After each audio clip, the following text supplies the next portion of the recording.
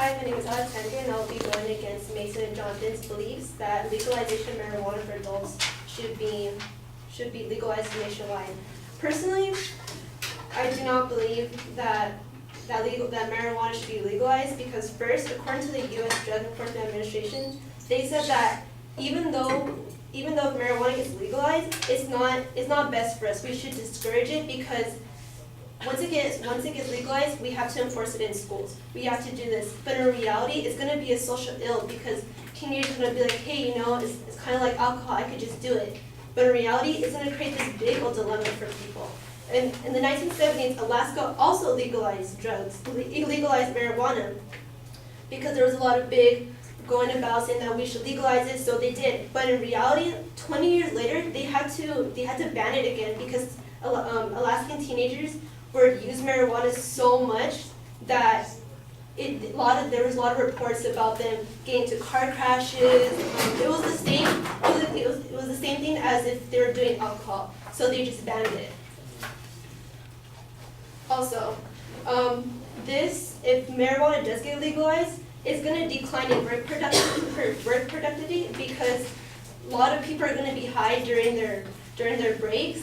They're not going to have that full mentality to help you. So, for example, according to the CNBC, that how would you feel if you're at lunch and you came back to your teacher being high and she didn't know anything that was going on? You're basically going to school for no reason. And also, according to CNBC, that once marijuana gets legalized, we're going to have to open up so many rehab centers and provide so many treatments for people because we're basically going to be allowing people to do it. I'll also be challenging Jonathan's claim saying that their marijuana will cause psychological change in the body, which in reality it doesn't. It actually does a bad cause. It creates extreme permanent damage to your body. For example, that when you smoke marijuana, it turns off a switch in your brain for you to always be hungry. That sometimes it takes about 15 years for that switch to go back to normal, and sometimes it doesn't. And if someone takes marijuana so much that it becomes a disorder, and this person will not get healed from it. It's not like you could take a drug or pop a pill and it'll be fine. You actually ruined your body. Your body will never be the same anymore.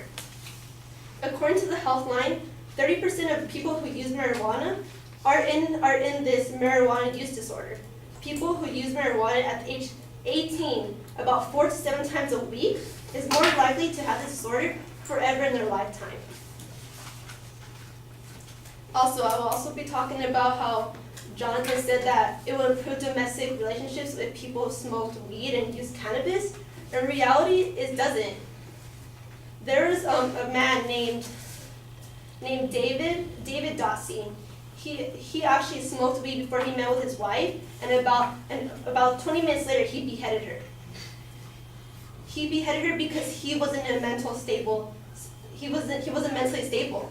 And just to figure out that when the police came, that he was suffering from a disorder, that his mind would go all over the place, and he felt his friends told him that if you take marijuana, it's going to relax you. But in reality, it didn't relax him. He killed his wife, and now he's in jail for 15 years.